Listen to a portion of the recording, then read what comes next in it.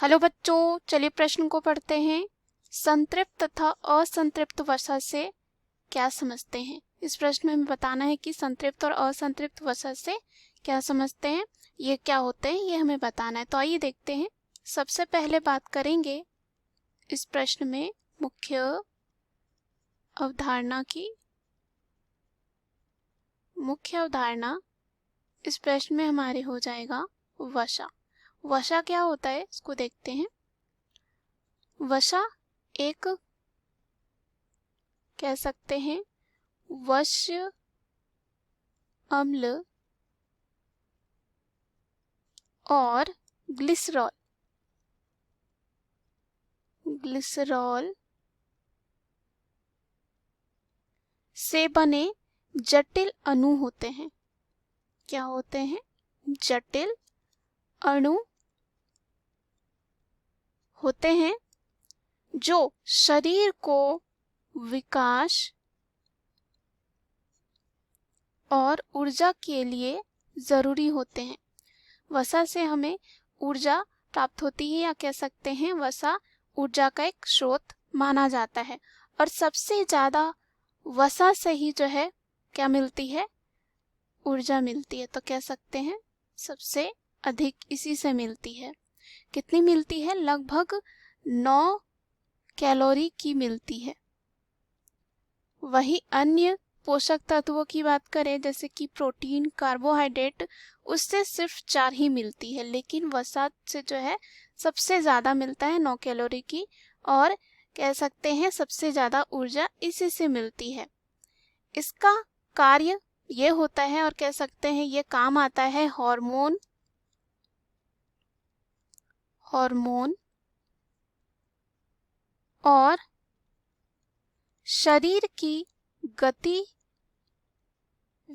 जितनी सारी हो गई, गतिविधियों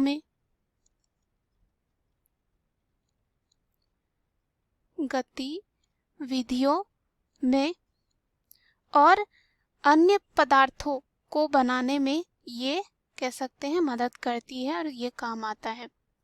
अब हम बात करते हैं इसके प्रकार की। तो मुख्यतः ये जो है 2 प्रकार के होते हैं। तो यहाँ हमें दे भी रखा है। पहला है संतृप्त वसा और दूसरा होता है असंतृप्त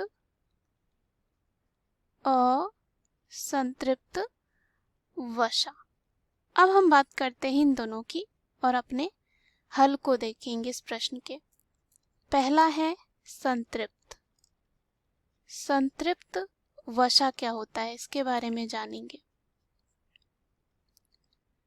जिस वसा और कह सकते हैं जिस वसा में सभी बंध जो होंगे एकल होंगे।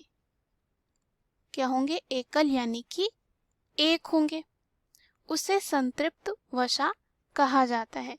जैसे कि हम ऐसे कह सकते हैं कि कुछ कार्बन परमाणु जैसे कि एकल बंधन से जुड़ते हैं, इस तरह से हम कह सकते हैं ये बंध होगा कुछ इस तरह, एक कार्बन दूसरे कार्बन से इस तरह से जुड़ा हुआ होगा।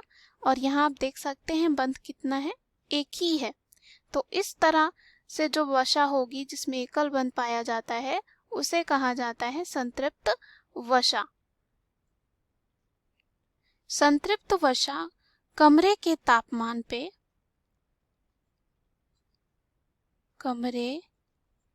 तापमान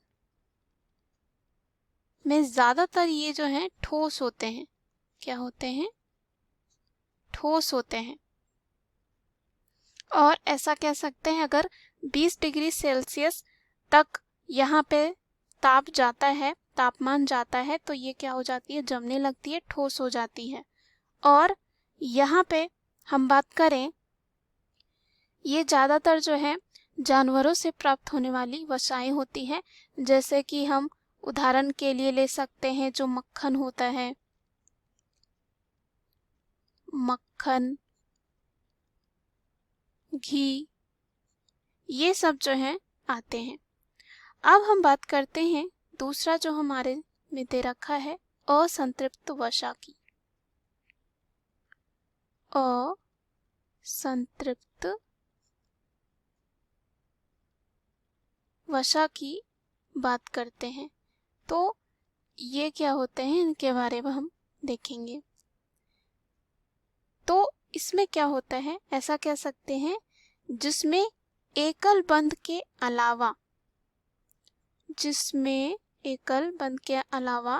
द्विबंध या त्रिबंध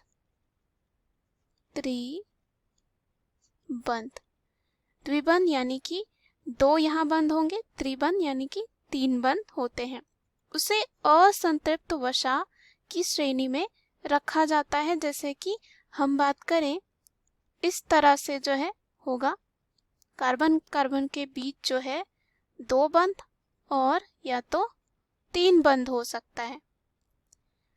असंतृप्त वसा कमरे के तापमान पर तरल होते हैं, क्योंकि ये रक्त जो कोलेस्ट्रॉल होता है, रक्त कोलेस्ट्रॉल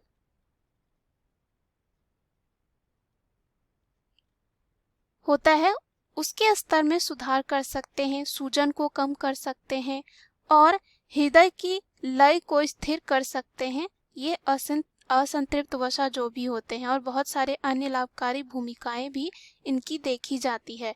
इसलिए इसे जो है कह सकते हैं लाभकारी वसा होता है, अच्छा वसा होता है। और हमने देखा ये तरल होते हैं कमरे के तापमान में। जैसे कि हम यहाँ पे वनस्पति तेल जो होते हैं उसका उदाहरण हम इसमें ले सकते हैं। ये आते हैं असंतृप्त वसा में। मुख्य अवधारणा के आधार पर हमने सिद्ध कर लिया है संतृप्त तथा असंतृप्त वसा क्या होती है। आशा करती हूँ यह उत्तर आपको समझ में आया होगा। धन्यवाद।